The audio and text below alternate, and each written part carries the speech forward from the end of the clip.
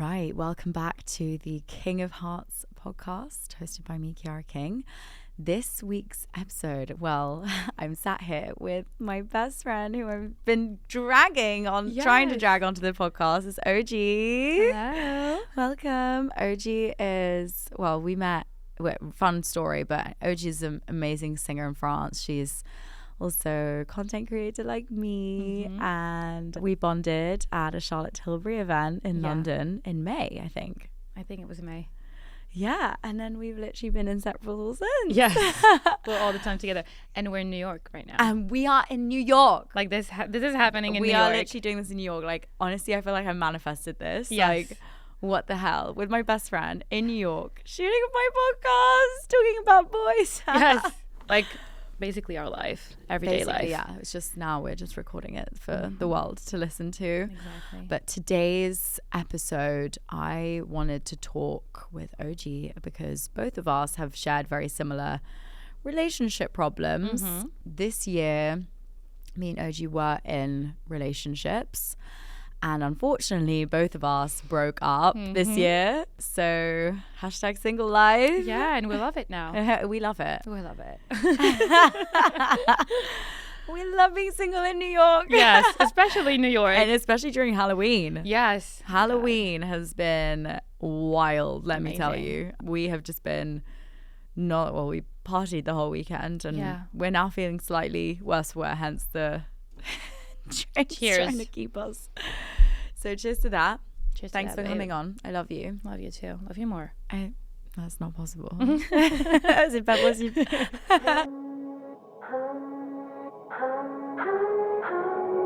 If you love me, let me fly away.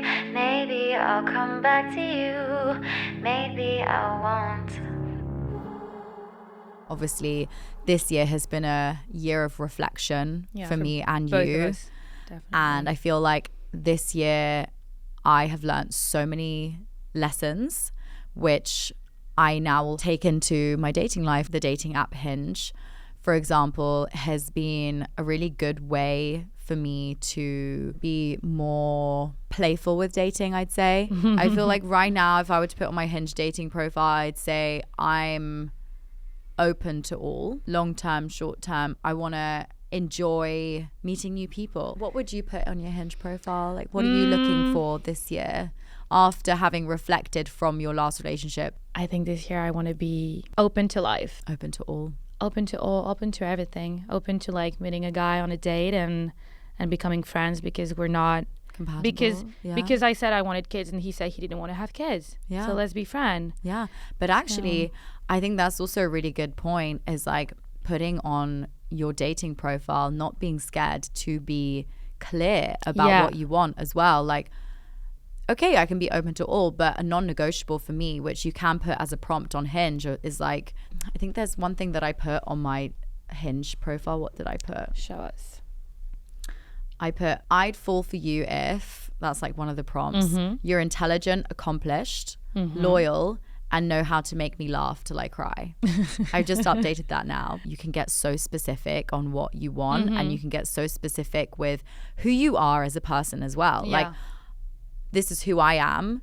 This is what I want. Let's be honest in the beginning. You can be honest. Yeah, And I feel I like love if being you're honest. intentional and honest with what you want, you're going to receive that. Yeah. Whatever you put out in the universe, you will receive, whether that's on a dating app, whether that's on a dream board, whether that's in real life, whether that's at school.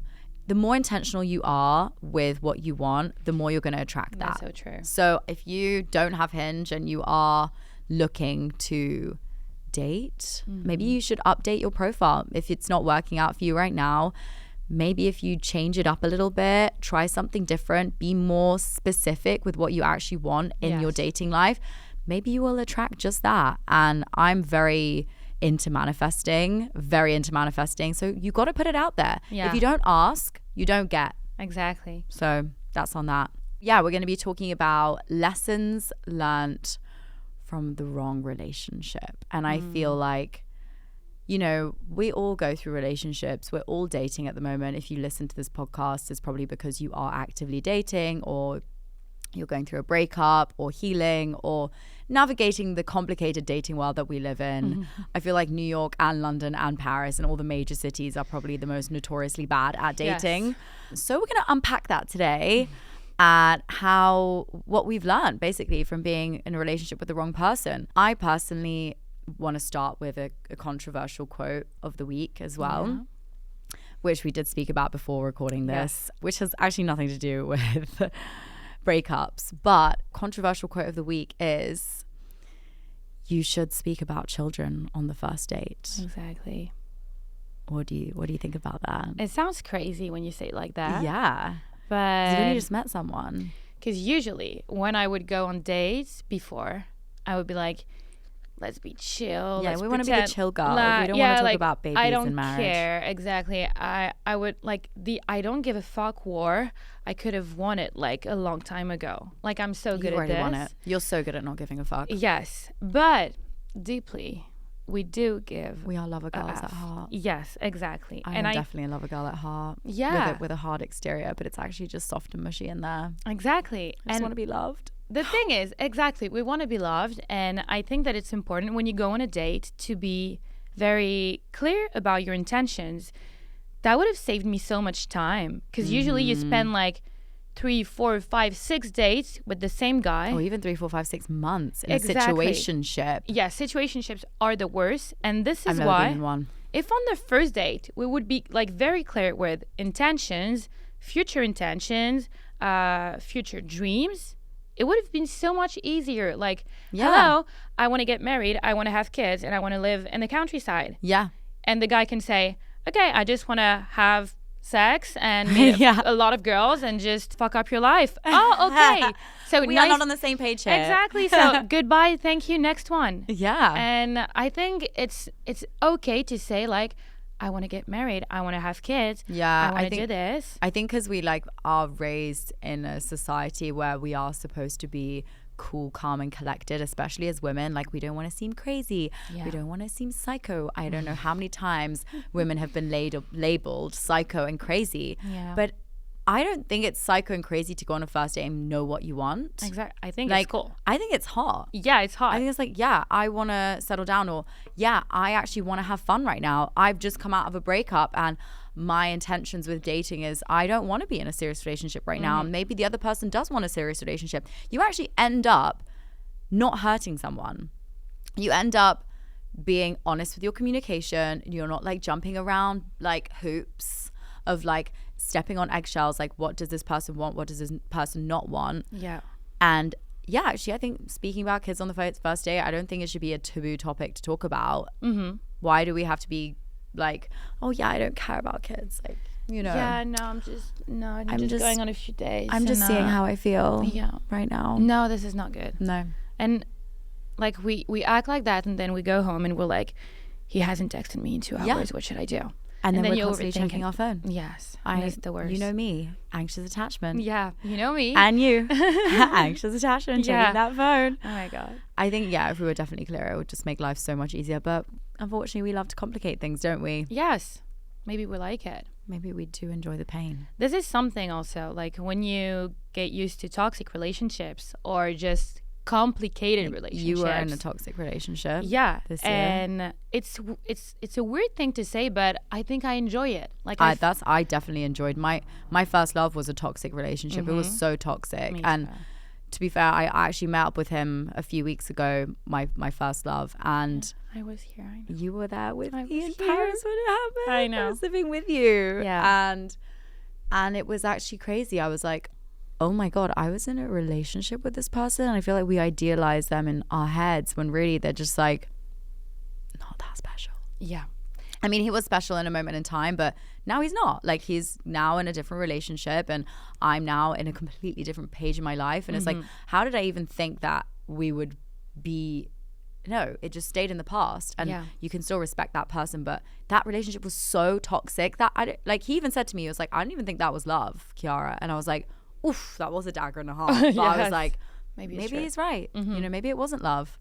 Because it's not love if you're trying to hurt someone. Also, you were talking about how you think someone can be so special when it's not really. Yeah, you idealize them. Exactly. And I heard someone saying sometimes you think the person is special because the love you give them is so special that the person becomes special Because when of it's you. not. Yes, because of you. You're just giving light to this random Dipshit. guy that doesn't have nothing crazy to Yeah. like. It's just you. The Yeah. love you give is special, and don't forget that you are special and the guy is not special. Usually Exactly. women are more special than guys, I think. Yeah, I agree. I think women do run the world. Yeah, we do. And men couldn't survive without us. Yes. I mean, we literally birthed them. Life comes from our uterus. So yes, exactly. So we're just the most powerful human being on earth. exactly. Period. But yeah, I want to speak about lessons on being in the wrong relationship. I mean, I definitely was in the wrong relationship. Hence why I'm single right now. Hence we're both single right now. Yeah. We've been in the wrong relationships. And I think, you know, we can put it in a negative mindset of like, oh my God, what a waste of time. You know, they wasted my time. They broke my heart. Or like, you know, it just wasn't the right person. But like every single relationship that you're in is guiding you to the right person. I believe that. Yeah, me too. Definitely. And like a lesson I learned this year with my ex, for example, and I know this is also kind of controversial, but like he, you know, he didn't drink alcohol. And I'm half English, I'm half Polish, you know, I'm Eastern European. Yeah. yeah. Yeah, our blood is vodka, basically. Yeah. And that's not to say I'm an alcoholic, but I think it's nice to go on a date with someone and have a glass of wine. I love my glass of wine. I love a glass of wine at dinner. Doesn't mean you have to drink a whole bottle. No. But even just one glass, I feel like it's a very intimate moment. And I feel like when someone is not drinking with you, you can find, you were saying like you go to a party and if you're drinking and they're not, you feel like you're on different energy levels, like different frequencies. And for me, I felt a lot of shame in that relationship because, not because of him, but because I would have a drink and feel guilty about it because I'd be like, oh my God, like, you know. Yeah, he's sober. Yeah. Would he say something? Like, would he shame you or not really? No, but I could tell that he didn't like it. Okay, like not verbally, but you could feel it. You could, yeah. Okay. He would definitely prefer if I didn't drink, yeah. Mm-hmm. I'm 25. This is maybe I would go sober maybe if I'm 30 or 35 or 40. But right now in this current moment, I want to have fun. I want to party. I want to drink. And I feel like there's so much talk down on like everyone should be sober. And a lot of Gen Z also don't drink anymore. And I'm like, that's fine. You do you. But for me right now, I enjoy it. I have fun. Like I can't go to a party, and maybe that's toxic for me, but I can't go to a party and just like not drink any alcohol and just be there sober. I wouldn't go out. I thought I could, and I really found that I did it during cannot. Fashion Week. During the whole of Fashion Month, Yeah. I didn't drink. And I had fun, don't get me wrong, but because I was there for work. And when I'm working, it's a different thing. But if I'm having fun with my friends or I'm on a date with a guy, it calms my nerves if I have a drink. Like, and is that bad to say that? I don't know. Maybe we're alcoholics and we just don't realize I it. don't but think we are, though. I kind of agree with you, and I think most of the people won't agree on this. Yeah. But yeah, your partner needs to meet your needs, honestly, and meet you, not your needs especially, but like more your cultural. Yeah. Yeah, we were talking about were different it's kind of from culturally, different culture can be hard sometimes Yeah. when it's too different. Yeah. And Also, he didn't eat pork, and I'm Polish, and our staple meat product is pork. I didn't know. Yeah. Everything in Polish food is pork. Really? Yeah.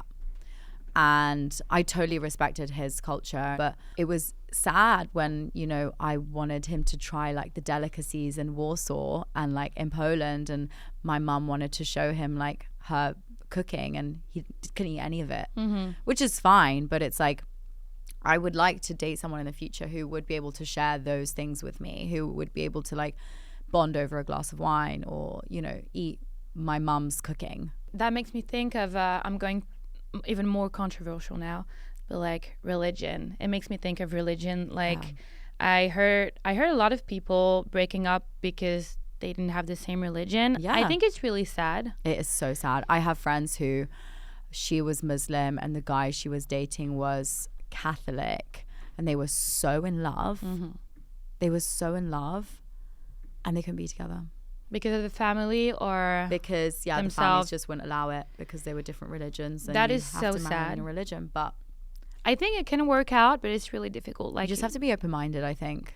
Yeah, I mean, your family. Like sometimes it comes up to a choice like between family and your partner. Like I Yeah. heard a lot of stories about that, and it makes me really sad. I couldn't choose between my parents and my boyfriend. I would Like my husband. I would choose my family. Honestly, I would choose my family as well. Yeah, I know. And I think most people would. Yeah, so this is why this is so sad. So yeah, the culture thing is something you have to maybe bring on the first date. Yeah. Also. Yeah. And like talk about marriage, kids. Because you don't want to waste your time. No, I don't exactly. imagine also I have friends who have been on dates with guys and even had relationships with a person, and then like 4 years later they realize that the guy was like, I don't want to have kids. And you're like, we have a body clock as women. Yeah. Like imagine you're 30 and your boyfriend of 4 years is like, yeah, I don't want to have kids. Like that should be a discussion to be had like early on. Like I would have that discussion within a week of like, I want to have kids. Do you want to have kids? Yes. Do you know what I mean? Plenty. But what lessons have you learned from your past relationship, do you think? I think the biggest lesson I learned this year especially was that you have to let people be. Let them be. Let them go. You can't control anyone and you can't force That's the anyone thing. to do anything. I would have never said that 2 years ago, but love is not enough. It's so not enough. I really thought it was. I was like, when you're in love and the person loves you back and you're in love and it's like the best feeling ever, you're like, how could it go wrong? We love each other. We will always find a way to make it work. Exactly. But no, that's not true. That's definitely not true. Love is not enough. And so for the first time this year, I had to let go of someone I really loved. And It's so hard. saying goodbye to someone that you love, you're like, my whole body is telling me, no, don't do it. But you know, you just have to do it. Yeah. And I realized that I was trying to control him, not in a bad way, but like more control what was happening. Like when I felt like he was pulling back, I would like, okay, what should I do? Okay, let's book a trip. And I would book a trip and to try to make it better so he wouldn't pull back. And I didn't realize that it made it worse to do that. Yeah. I think we're both anxiously attached. Yeah, so kind this of is people. a very usual behavior of an anxious attachment. And you have to let people be. Like, he's not answering you. Okay. Don't chase them. Exactly. Actually, the worst thing you can do is chase them. Like, you just have to let them go. Mm-hmm. And like, I think one thing I've learned from my last relationship is that communication is so important, and attacking is not the right way to be arguing. I was such a person of like, you did this and you did that, and oh my God, I'm so pissed. Why did you do this? And you did this to me, and blah, blah, blah, blah, blah. That scenario, which I'm sure as women we have all been through, where we just want to nitpick and just like attack them and you and say horrible things, and like, because we're angry and upset. The bottom line is we feel hurt. We either feel insecure, we feel abandoned, we feel shamed, we feel guilty. That's why we can, especially as women, we are definitely more moody than men. Like men can kind of stabilize their emotions more than us women. Like one moment we want something, the next moment we want another. Well, the thing is also the hormone cycle for men is 24 hours. For women it's 28 days. Yeah. So for them it's kind of like every day the same the same movement. For us it's like for a whole month. Yeah, it goes everywhere. We're just going so up you can and around. never guess what mood are we going to be in the morning. Which is quite fun and exciting at Yeah, times. But I think in arguments it can be, especially in my experience, I might have been a very immature, and when it comes to arguing, I just like attack.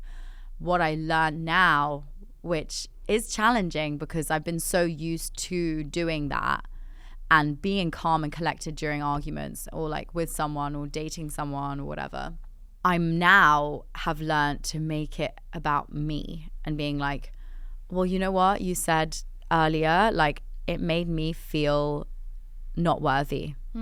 It made me feel kind of used, and it made me feel quite it just really hurt me. But when you speak from a point of like that, what you said made me feel this way, it's like less of attack, and actually makes them feel bad for you. It makes them feel like, oh, what can I do in order to make you not feel like that? Yes, because if someone loves you, he doesn't want you to feel sad or angry. And What they can say though, which is really unhelpful, is, I'm sorry you feel that way. yeah, What are you doing? no, I'm sorry you feel that way. Well, you made me feel that way. Like, what are you going to change about that? this is the worst. Fake apologizes. This is the worst. Like when your guy's like, I'm sorry you're so emotional. I'm sorry you're so sensitive. Like this. And I'm like, okay. I just can't stand it. This is the worst thing to say. No, what they can say is, what can I do Yeah. to make you feel better? Or how can I change this? Or let's talk about it. Yeah, just listen. Or I didn't mean it in that way. Let me speak about what I actually meant. Yeah. Because, miscommunications happen and people say things that they didn't, people misinterpret all the time. And I also think that's why when you're dating as well, texting is probably the worst thing you can do when you're dating someone, when you're getting to know someone. Because when you text someone, you're getting probably not even 10% of what you actually mean on a text. Whereas when you look at someone, you see their expression, you talk to them face to face, it's a completely different thing. Yeah, you get the tone, you Yeah. get the energy, you get the vibe. Yeah, and that's why long distance relationships for me, for example, are just so fucked. Like, we're just going to take a pause there and we'll be back after this break. When I was with my ex-boyfriend for 2 months, he was in New York and LA and I was in Paris. So we had to like do distance for 2 months. And every time we would like get in a little fight or something, I was like, we have to FaceTime. I need to see your face. I need to hear your voice. I need to hear your tone. Because also I'm very anxious. So every time we would fight, I would go crazy. I would go crazy as well. And distance makes it worse. Yeah, and like, it can actually last longer than it should. Yeah. It could last days because for me, for example... He can just put his phone down and then you're done. You're cooked. And not answer you for days. And be like, I need some time for myself. I tend to give the silent treatment. I do tend to retreat. Even though I'm an anxious person, I almost like flip and go avoidant. Like when I'm arguing with a guy, because I know that I could attack in that moment, I'm like, okay, let me not do that. But instead of saying that what you said hurt me in the moment, I then retreat. Yeah. And I go silent. I don't say anything. And then it lasts longer than it should. I hate this. Yeah. But you know what? I think I experienced both. So basically, I had like 2 big relationships for me. The first one, when I was very young, I was kind of like you said, when I would get mad, I would be like, you did this and you did this. And like the guy cheated on me like probably 30 times. And crazy. And I forgave him. Girly. Every time. Girly. Do not do that. Do not do that. Do not be forgiving those people because they will do it again. Yeah, especially after like 3 times, like just let it go. Honestly, you have to let it go. Yeah, but I not as forgave. much as you love them. I forgave. Why did you forgive? I was young and I was in love and I was like, okay, this is the love of my life. I cannot let it go. It really wasn't. Thank God it was not. You always think they're the love of your life and then they just end up being like another. Like the worst. Like the worst. Yeah. But the thing is, I forgave, and then every time we would get into like a tiny fight for like something that I let in the room and I was supposed to clean anything, I would be like, okay, but you cheated on me though. Like I would just always be like, bring it up. Bring it back. And I know that was like not a mature way to deal with our problems. So we had a big communication issue, that was for sure. And in my last relationship, I grew up a lot between these 2. And I was like, I'm more mature now. I know how to process things better, I think. So I was like, very calm. I never shouted. I never raised my voice. With your the last boyfriend. The last ex, yeah. I was always very calm, but too much. Because I kept everything I was really thinking inside. I was trying to... It was actually gentle parenting. I was like, okay, so when you said this, it made me feel like this. And I would like to feel like this. It was kind of like that. You can't parent a man. No, that's the thing. So I didn't how like the do two we do extremes. it? You have to find the right in between where you still stand up for yourself. Yeah. But And I think you do need to be strong with what you mean, because also I feel like men, if you don't make your point clear, and sometimes I think you do have to shout a little bit to make it clear. Yeah. That's just my opinion. You do need to make it clear. If you're too soft with your approach, they're just going to do it again. They're not going to think that you actually mean what you're saying, unless they're a very self-aware man, which you're not going to be very self-aware until you're at least 40. And even then, some men are not very self-aware. But some are, I don't know. Yeah. But yeah, you have to find the right in between. I was too soft on my last relationship, and this is what broke me the most. Honestly, I was just... You basically were a pushover. Yeah. And he used it because he was not someone great. He used it as a weapon against me. He knew I would never yell. He knew I would never raise my voice. He knew I would forgive him before he would even say sorry. I was like, because I was so scared to hurt him or like to ruin the thing. I feel like we're sometimes so scared to lose someone. We shouldn't be. The more scared you are to lose someone, the more fear you're putting into that relationship. Yes. And actually the more you manifest it.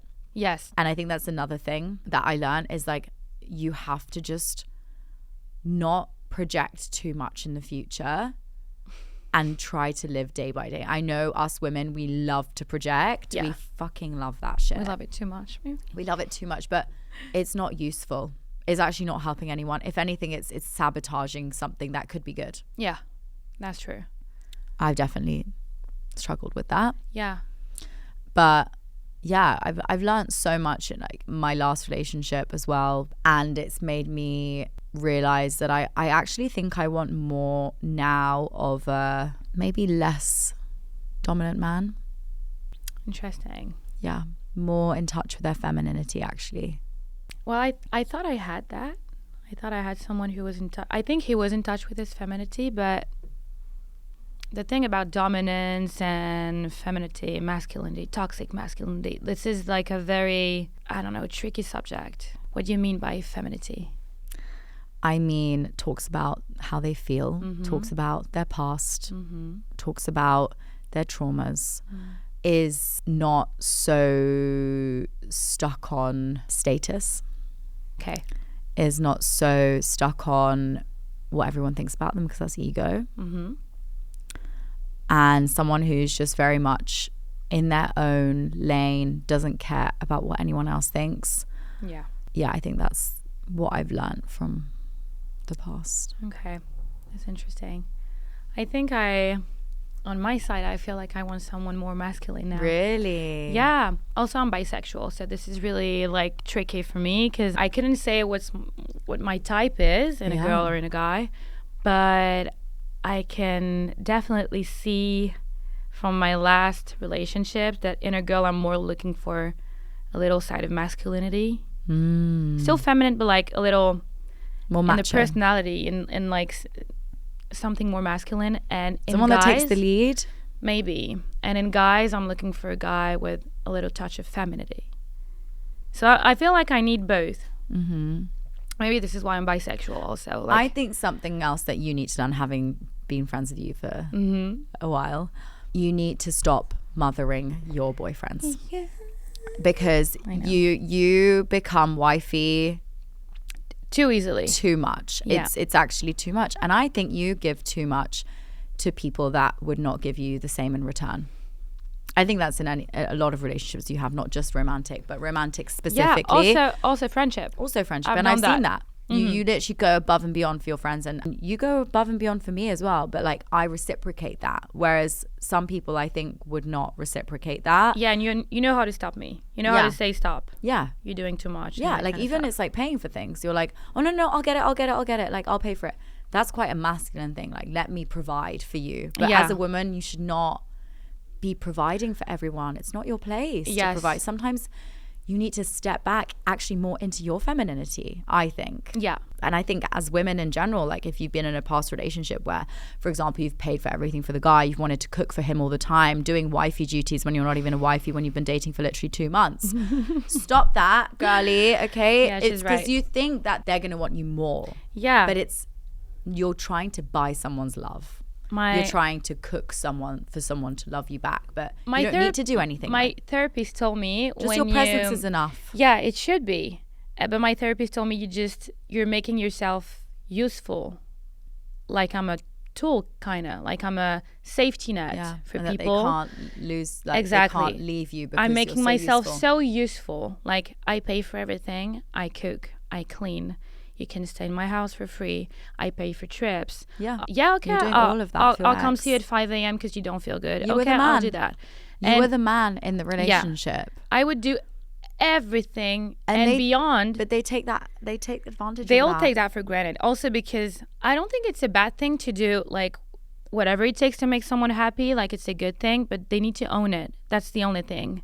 That's the thing I learned it. Now I have to apply it, which is different. Yeah. Because I really think you need to step back into your femininity. It's actually it was a struggle with me in the past as well. In my first relationship, I felt definitely more masculine than I do now. Now I'm masculine in a sense of, like, with my career, I'm very like action and like, let's do this and planning and doing. And I think with us, with our jobs, because we both make, we do content creation, you're a musician, it can be quite masculine. It can be like very do and not very much sit back, self-care, take care of yourself, because we're doing everything, a million things at once.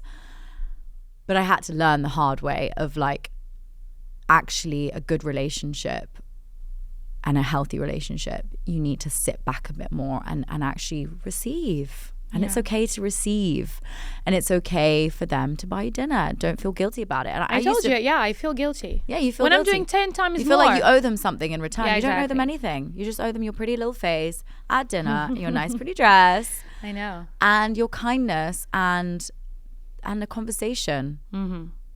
But I think I really... And also, you don't owe them sex either after the date.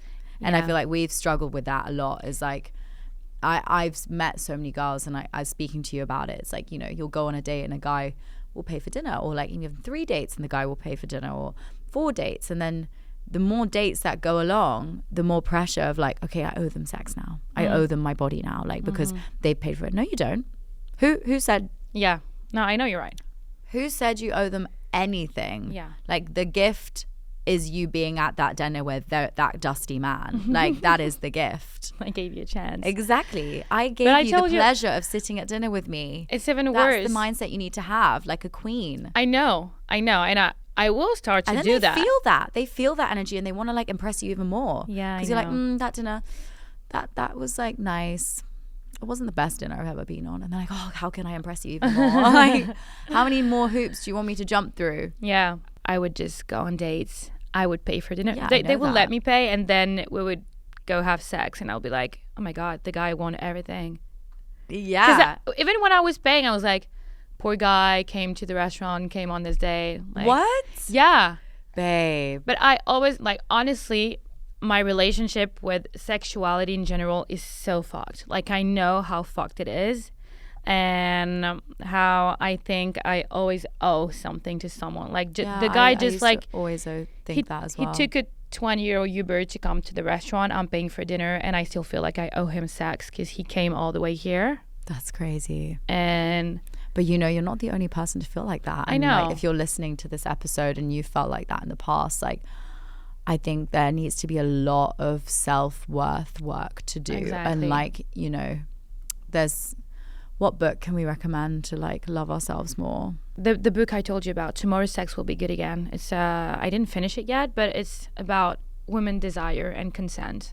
And I think when you feel like you owe someone sex, you also don't listen to your desires. And it's the first step to a better sexuality, a better sex Knowing life. yourself more as well. Like, Exactly. Knowing yeah. what you want and listening to your guts. Like, you should want to have sex when you want to have sex. yes, there's no rules. And There's stop whenever no- you want as well. You could even be mid sex and be like, I'm good now, I'm fine. Yeah. Instead I don't want to do it anymore. Instead I'm of, sorry. and I think also as women, we are such performers and people pleasers. Like, we'll be in the bedroom and, like, trying to do all these crazy things, which we don't enjoy, but we do that purely to people please. And I'm like, I've stopped doing that. I'm like, no, like, my time, my pleasure Yeah. comes first, and my pleasure comes first, and then your pleasure comes also, but after mine, because it's also harder biologically to please women. But going back to, like, lessons learned on past relationships, I think lessons learned on the wrong relationship I'm actually, never thought I'd say this, but grateful for every single relationship I've been in. Even the first half who broke my heart. If it wasn't for him, so many things would have happened that could have been so bad that I avoided because I was so in love with him. It took me so long to get over him. And thank God I didn't fall in love with anyone after, because it could have been really bad what would have happened if I had fallen in love with some people that I'm glad I didn't fall in love with, right?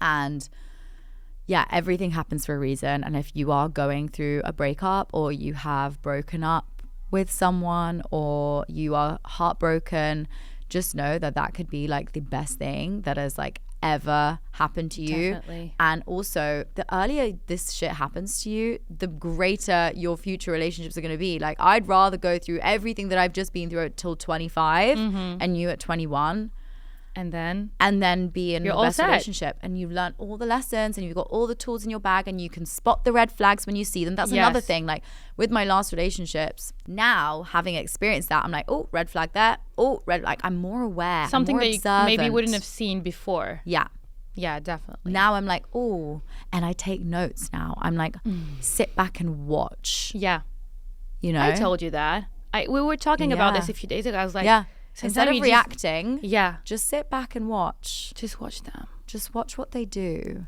It's a trailer of a movie, basically. Yeah, you're just like, oh, I'll go on a few dates with you. I'm not going to pick up on anything. If they do something that's a bit sus, just take notes and write it down and be like, oh.